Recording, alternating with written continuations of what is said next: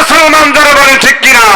ওই মাথা দিয়ে একটা বারের জন্য চিন্তা করে না যে আল্লাহ রাব্বুল আলামিন কোরআন দিয়েছেন, এই কোরআনের ব্যত্যয় যদি ঘটে আল্লাহর কাছে tomorrow we have to return to almighty Allah, যারা বলেন ঠিক কিনা? আজ হোক কাল হোক ফিরে যেতেই হবে কার কাছে? আল্লাহর কাছে ফিরতেই হবে। আপনি ইচ্ছে করেন অথবা না করেন, ইচ্ছায় অনিচ্ছায় আল্লাহর কাছে ধরা পড়তেই হবে। সাপ যখন খালে যায় তখন কেমন করে যায়?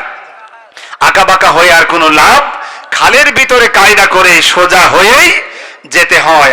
আল্লাহ রাব্বুল আলামিন সূরা হাশরের 21 নম্বর আয়াতে কারিমার মধ্যে ঘোষণা করে দিলেন, ও দুনিয়ার মানুষেরা শুনে রাখো, লাউ আনজালনা হাযাল কুরআন আলা জাবালিল লারাইতাহু খাশিআম মুতাসাদ্দিআম মিন খাশিয়াতিল্লাহ ওয়া তিলকাল আমসালু নাদরিবুহা লিন্নাসি লাআল্লাহুম ইয়াতাফাক্কারুন।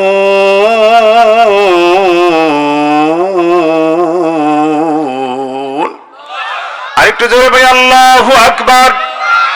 আল্লাহ রাব্বুল আলামিন ডাক দিয়ে বলছে, দুনিয়ার মানুষ শোনো, এই কোরআনের মধ্যে আল্লাহ তাআলা কি বলছেন? জীবনে কোরআন পড়ি না, কোরআন খুলে দেখি না। আল্লাহ তাআলা বলেন, লাউ আনজালনা হাযাল কুরআন, এই কোরআন যদি আমি নাজিল করতাম, আলা জাবালিল লারাইতাহু, যদি পাহাড়ের উপরে কোরআন নাজিল করতাম তোমরা দেখতে, লারাইতাহু খাশিআম মুতাসাদ্দিআম মিন খাশিয়াতিল্লাহ। আল্লাহ তাআলা বলেন, এই কোরআন যদি আমি পাহাড়ের উপরে নাজিল করতাম তোমরা দেখতে পাহাড় আল্লাহর ভয়ে ভীত হয়ে পাহাড়ের মাথাটা সুউচ্চ শিখরটা নত হয়ে যেত। আল্লাহর ভয়ে পৃথিবীর সবচাইতে বড় একটা পাহাড় আছে, সেই পাহাড়ের নাম হলো মাউন্ট এভারেস্ট। মাউন্ট এভারেস্টের উচ্চতা হলো 29,002 ফুট। বলি সুবহানাল্লাহ। এত বিশাল উচ্চ যেই পাহাড়, আল্লাহ বলছেন ওই পাহাড়ের উপরে আমি রব্বুল আলামিন যদি কোরআন নাজিল করতাম তাহলে এই কোরআনের ভার সহ্য করতে পারতো না। আল্লাহর ভয়ে ভীত সন্তুষ্ট হয়ে সে এমন ভাবে বিনীত হয়ে যেত, ফেটে বিদীর্ণ হয়ে যেত, ফেটে চৌচির হয়ে যেত। বলি আল্লাহু আকবার। আল্লাহ তাআলা বলেন, এই কোরআন যদি আমি পাহাড়ের উপরে নাজিল করতাম পাহাড় আল্লাহর ভয়ে ভীত সন্তুষ্ট হয়ে যেত। আল্লাহর ভয়ে তার মাথাটা সুউচ্চ শিখরটা নিচের দিকে ঝুঁকে যেত এবং আল্লাহর ভয়ে পাহাড় ফেটে বিদীর্ণ হয়ে যেত। আল্লাহ তাআলা বলেন, ওয়া তিলকাল আমসালু নাদরিবুহা লিন্নাসি লাআল্লাহুম ইয়াতাফাক্কারুন। আল্লাহ তাআলা বলেন, আমি এই কোরআনের উদাহরণটা কেন তোমাদের সামনে পেশ করলাম? আমি আল্লাহ তাআলা এই সমস্ত উদাহরণ পেশ করার কারণ হলো লাআল্লাহুম ইয়াতাফাক্কারুন, যেন তোমরা চিন্তা গবেষণা করতে পারো। বলি সুবহানাল্লাহ। আল্লাহ যে বলছেন যে পাহাড়ের উপরে নাজিল করলেও পাহাড় ফেটে যেত, পাহাড়ের মাথাটা নিচু হয়ে যেত, অথচ এই কোরআন কার উপরে নাজিল করা হয়েছে? জোরে বলেন, কার উপরে? মানুষের উপরে। কিন্তু মানুষের মাথা নত হয় কোথায়? মাজারে। জোরে বলেন, কোথায় নত হয়? মাজারে নত হয়। পীরের পায়ে সেজদা দেয় এদেশের হতভাগ্য নাম করা মুসলমান। কথা বলেন ঠিক কিনা? যেই মাথা আল্লাহ ছাড়া পৃথিবীর কোন নেতার কাছে, কোন পীরের কাছে কখনো নত হতে পারে না, কোন মাজারের কাছে, সেই মাথা নত করে মুসলমান। যারা বলেন ঠিক কিনা? ওই মাথা দিয়ে একটা বারের জন্য চিন্তা করে না যে আল্লাহ রাব্বুল আলামিন কোরআন দিয়েছেন, এই কোরআনের ব্যত্যয় যদি ঘটে আল্লাহর কাছে tomorrow we have to return to almighty Allah. যারা বলেন ঠিক কিনা? আজ হোক কাল হোক ফিরে যেতেই হবে কার কাছে? আল্লাহর কাছে ফিরতেই হবে। আপনি ইচ্ছে করেন অথবা না করেন, ইচ্ছায় অনিচ্ছায় আল্লাহর কাছে ধরা পড়তেই হবে। সাপ যখন খালে যায় তখন কেমন করে যায়? আঁকা বাঁকা হয়ে আর কোনো লাভ, খালের ভিতরে কায়দা করে সোজা হয়েই যেতে হয়। আল্লাহ রাব্বুল আমিন বলে, বান্দা আমি যেই কোরআনুল কারীম তোমাদের উপরে নাজিল করেছি এই কোরআন নিয়ে তোমরা যেন চিন্তা গবেষণা করতে পারো। আল্লাহ রাব্বুল আলামিন এই কোরআনুল কারীম দান করেছেন কেন? 30 পারা কোরআন একটা বারের জন্য জীবনে কেউ চিন্তা করেছেন? একটু হাত তুলে দেখান। আল্লাহ কেন এত বড় কোরআন দিলেন? কেন এই কিতাবটা দান করলেন? এই কথা আমরা যদি জীবনে কখনো চিন্তা করতাম, আমাদের জন্য নতুন করে কোনো ওয়াজের দরকার হতো না। বলেন ঠিক কিনা? আমার বন্ধুগণ, বাংলাদেশের বর্তমানে যারা ক্রিকেট খেলা দেখেন, ক্রিকেট খেলা বোঝেন, ক্রিকেট খেলেন যারা আছেন এখানে একটু হাত উঁচু করে দেখান। ক্রিকেট খেলার প্লেয়ার একটু কম আছে, তারপরও যারা ক্রিকেট খেলা দেখেন না অথবা খেলা না খেললেও খেলা দেখেন অথবা খেলা সম্পর্কে খবর রাখেন, ক্রিকেট খেলার একজন বিখ্যাত ক্রিকেট বিশ্লেষক দেবদুলাল চৌধুরী, তাকে শর্টলি বলা হয় দেব চৌধুরী। তিনি একজন হিন্দু মানুষ। তিনি হিন্দু ধর্ম থেকে রিসেন্টলি গত শুক্রবারে তিনি রাজধানী ঢাকার শাহী জামে মসজিদের খতিব, তার হাতে হাত রেখে তিনি ইসলাম কবুল করেছেন। বলি সুবহানাল্লাহ। ইসলাম কবুল করেছেন তিনি। আব্দুল হাই মোহাম্মদ সাইফুল্লাহ, তিনি মাওলানা, তার হাতে হাত রেখে ইসলাম কবুল করেছেন। তাকে জিজ্ঞাসা করা হলো, আপনি কেন ইসলাম কবুল করেছেন? তিনি বললেন, ইসলাম সম্পর্কে আমি তেমন কিছু জানি না। আই ক্যান্ট রিড অ্যারাবিক, আমি আরবি পড়তে পারি না। তারপর তিনি বললেন, আমার ঘরে তিনটা কোরআনের ট্রান্সলেটেড কোরআন আছে। বলি সুবহানাল্লাহ। বললেন, আমার ঘরে 3টা অনুবাদ করা কোরআন আছে, যেই কোরআনুল কারীমের অনুবাদ পড়ে আমি বুঝতে পেরেছি আমার আল্লাহ রাব্বুল আলামিন সত্য। বলি আল্লাহু আকবার।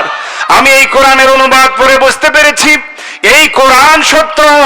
এই কোরআনের অনুবাদ পড়ে বুঝতে পেরেছি আমার নবী সত্য, আখিরাত সত্য। এই জন্য আমি কোনো সময় ব্যয় না করে আমি হাতে হাত রেখে কালেমা পড়ে নিলাম, লা ইলাহা ইল্লাল্লাহু মুহাম্মাদুর রাসূলুল্লাহ সাল্লাল্লাহু আলাইহি ওয়াসাল্লাম। এজন্য আমার বন্ধুগণ, জীবনে কোনোদিন কোরআন নিয়ে চিন্তা গবেষণা তো দূরের কথা, কোরআন জীবনে শিখতেই পারলাম না এমন মানুষ আছে না নাই? যেই কোরআনের হেদায়েতের আলোতে বাংলা কোরআন পড়ে খ্রিস্টান, ইহুদি, বৌদ্ধ, হিন্দু, পৃথিবীর যত অমুসলিম তারা ইসলাম গ্রহণ করে, কিন্তু মুসলমানের গর্বে ধারণ করা সেই সন্তান, মুসলমানের ঔরসে জন্ম নেওয়া সন্তান, মুসলমানের পরিবারে বেড়ে ওঠা সন্তান জীবনে কোনোদিন আমার আল্লাহর কোরআন খুলে দেখলো না। ওর চাইতে কপাল পোড়া হতভাগ্য পৃথিবীতে আর কেউ হতে পারে না। বলেন ঠিক কিনা? আল্লাহ রাব্বুল আমিন এই কোরআনের ভিতরে কি দিলেন? এই কোরআনুল কারীমের কত মর্যাদা কোরআনের কাছে আসে যারা। আল্লাহ রাব্বুল আলামিন বলেন, ফামান তাবিআ হুদায়া ফালা খাউফুন আলাইহিম ওয়ালা হুম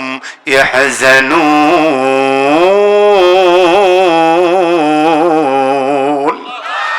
আল্লাহ তাআলা বলে, আমার এই কোরআন মেনে নাও। If you follow the rules and regulation of the Holy Quran, I must protect you from hunger, danger, all of the affairs. আমি তোমাকে জীবনের, তুমি যদি কোরআন মেনে নাও, তোমার জীবনের ভয়ের যত জায়গা আছে, বিপদের যত জায়গা আছে, ক্ষুধা দারিদ্র যত আছে, সমস্ত জায়গা থেকে আমি রব্বুল আলামিন তোমার জীবনের জন্য আমি আল্লাহ তাআলা নিরাপত্তা দিব। বলি সুবহানাল্লাহ। আল্লাহ তাআলা বলেন, ফামান তাবিআ হুদায়া ফালা খাউফুন আলাইহিম ওয়ালা হুম ইয়াহজানুন।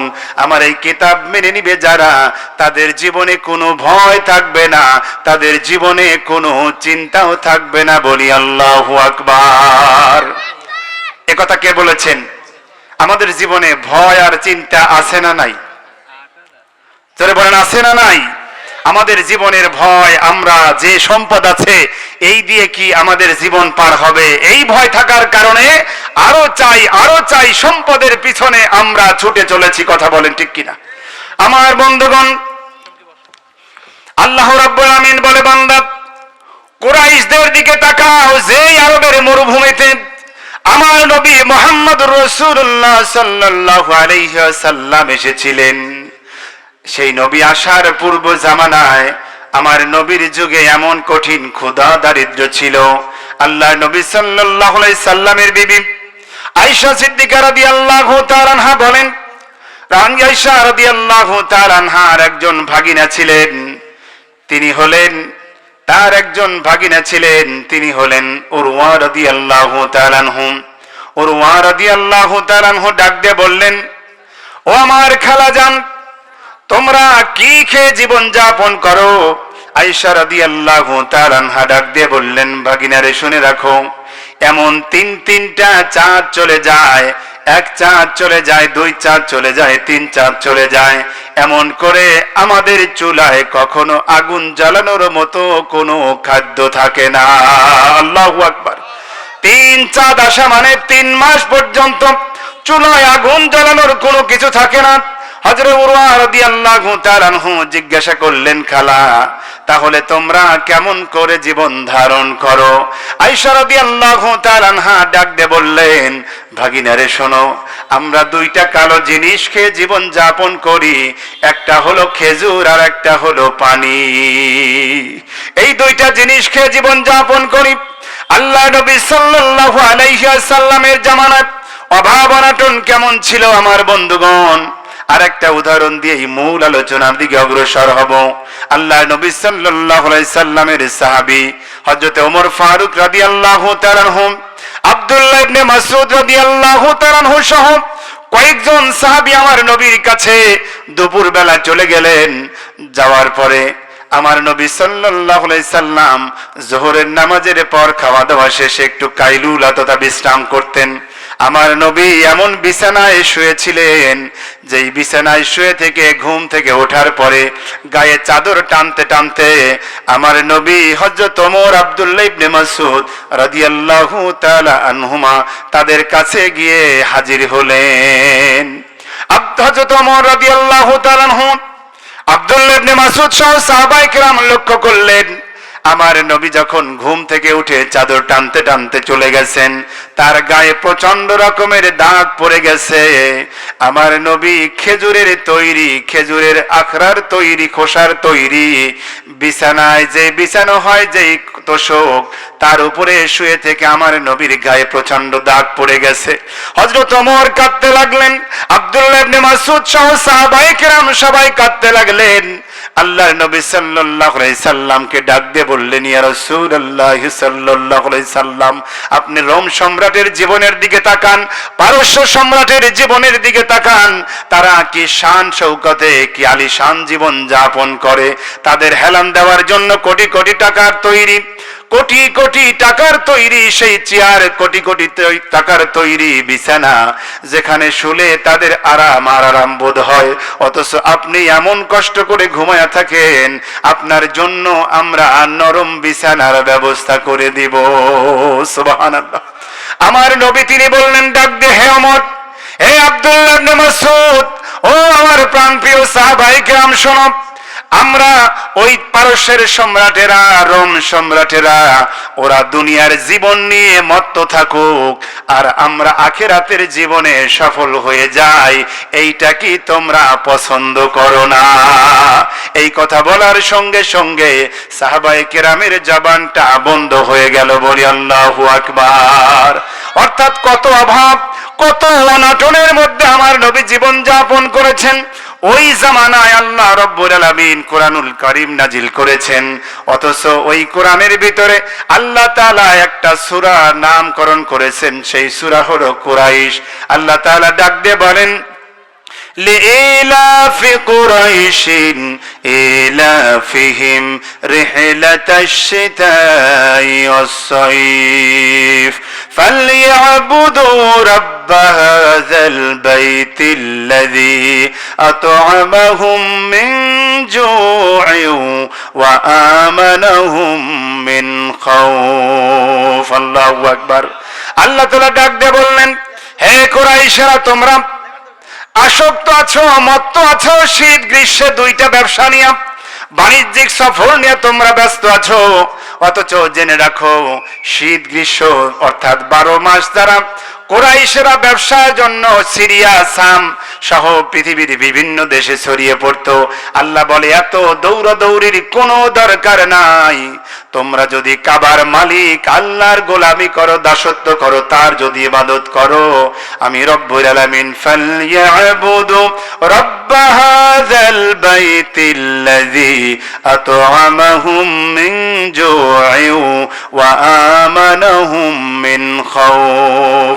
তোমাদের ভয়ের সময় নিরাপত্তা দেব আমি আল্লাহ, আর ক্ষুধার অভাব তোমাদের দূর করে দেব স্বয়ং আমি। বলি সুবহানাল্লাহ। তাহলে যে বাইতুল্লাহর মালিক কে? জোরে বলেন। বাইতুল্লাহর মালিক কে? আমাদের এই পশ্চিম পাড়া ভবানীপুর পশ্চিম পাড়া কেন্দ্রীয় মসজিদের মালিক কে? তাহলে আল্লাহর ঘর বাইতুল্লাহর ইবাদত করবে যারা, আর বাইতুল্লাহর অংশ এই মসজিদে আল্লাহর ইবাদত করবে যারা, আল্লাহ তাআলা বলেন তোমাদের জীবন সম্পদের নিরাপত্তা দেব আমি, আর ক্ষুধা দারিদ্র থেকে হেফাজত করব আমি। বলি আল্লাহু আকবার। আল্লাহ তাআলা এই জন্য বলছেন, সেই কোরআনের পথে চলার কারণে সেই আরবের মানুষ এখন কত বড় লোক, কত কোটি কোটি টাকার মানুষ। আল্লাহ রব্বুল আলামিন এজন্য বলছে, বান্দা শোনো, যদি কোরআনটাকে তোমরা জীবনে মেনে নিতে পারো, তাহলে তোমাদের জীবনে কোনো ভয় থাকবে না, কোনো চিন্তাও থাকবে না। বলি আল্লাহু আকবার। আমি কোরআনের সুর মাঝে শুনেছি যে নাম, আজানের সুর মাঝেও শুনেছি ও নাম। আমি কোরআনের সুর মাঝে শুনেছি যে নাম, আজানের সুর মাঝেও শুনেছি ও নাম। ও নাম শুনেছি আমি আমার হৃদয়, হে রাসূল নবীজি তোমায়, হে রাসূল নবীজি তোমায়। আমি কোরআনের সুর মাঝে শুনেছি যে নাম, আজানের সুর মাঝেও শুনেছি ও নাম। আরশের বুকে লেখা ও মধুর নাম, তামাম আলম কুল জানাই সালাম। আরশের বুকে লেখা ও মধুর নাম, তামাম আলম কুল জানাই সালাম। ব্যথিত মানবতা খুঁজে ফেরে হায়, হে রাসূল নবীজি তোমায়, হে রাসূল নবীজি তোমায়। আমি কোরআনের সুর মাঝে শুনেছি যে নাম, আজানের সুর মাঝেও শুনেছি ও নাম। বলেন মারহাবা। একটু জোরে আওয়াজ দিয়ে বলেন মারহাবা। নারে তাকবীর। ভাইরা একটু পানি এবং চা মাইক দিয়ে না খাওয়া পারলাম না। প্রথমে আসার আগেই বলছি, একটু সম্মানিত উপস্থিতি, আমি যে আয়াতে কারিমা পড়েছি এর উপরে আলোচনা করতে গেলে অন্তত যে অবস্থা একদিনে শেষ করার কোনো সুযোগ নাই। আমি সংক্ষিপ্ত পরিসরে আপনাদের সামনে আর দুই একটি কথা বলে ইনশাআল্লাহ আলোচনা শেষ করে দেব। আমার বন্ধুগণ, আল্লাহ রাব্বুল আলামিন এই কোরআনুল কারীম নাজিল করে দিলেন। আল্লাহ তাআলা সর্বপ্রথম আমার নবীর উপরে যে আয়াত নাজিল করেছেন, ওই আয়াতটা কে কে জানেন? একটু পড়ে শোনাতে পারবেন কে? আল্লাহ তাআলা সূরা, আল্লাহ রাব্বুল আলামিন সর্বপ্রথম যে আয়াতে কারিমা নাজিল করেছেন, আল্লাহ তাআলা বলেন, ইকরা বিসমি রাব্বিকাল্লাযী খলাক খলাকাল ইনসানা মিন আলাক। আল্লাহ তাআলা সূরা আলাক নাজিল করে আমার নবীর উপরে সর্বপ্রথম 30 পারা কোরআনের ভিতরে সর্বপ্রথম যে আয়াত আল্লাহ তাআলা নাজিল করে দিলেন, সেই আয়াতটাই হলো ইকরা বিসমি রাব্বিকাল্লাযী খলাক। পড়ো তোমার মহান প্রভুর নামে। ইসলামের সবচাইতে বড়, ইসলাম এই জন্যই পৃথিবীর শ্রেষ্ঠ ধর্ম। ইসলামের প্রথম বাণী হলো পড়ো। ইসলামের প্রথম বাণী হলো পড়ো। আর আমাদের ছেলে পেলেও পড়ে। কোথায় পড়ে? মোবাইলে। জোরে বলেন, কোথায় পড়ে?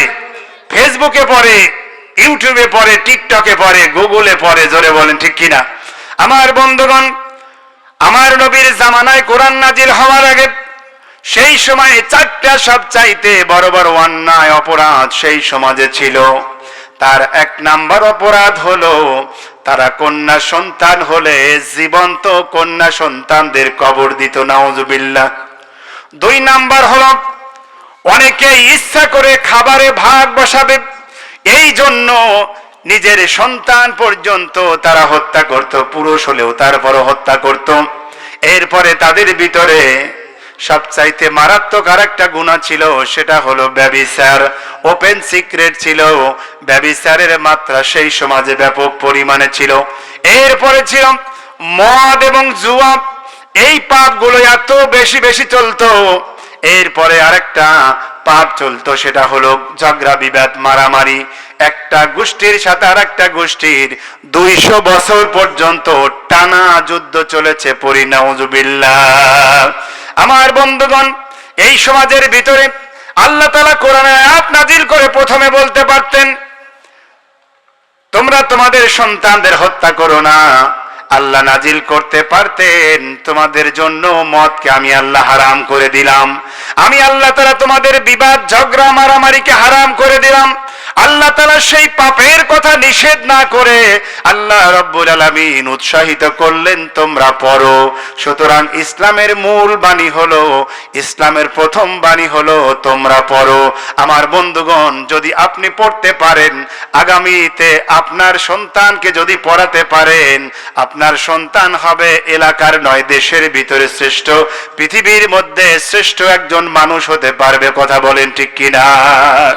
আমার বন্ধুগণ, এই পড়াশোনার দিকে, ইসলামের দিকে সর্বপ্রথম আমরা যদি আসতে পারি, তাহলে আমাদের এই কোরআনুল কারীম যদি পড়ি, এই জীবনটা পাল্টে দেওয়ার ক্ষমতা আছে। জোরে বলেন কার?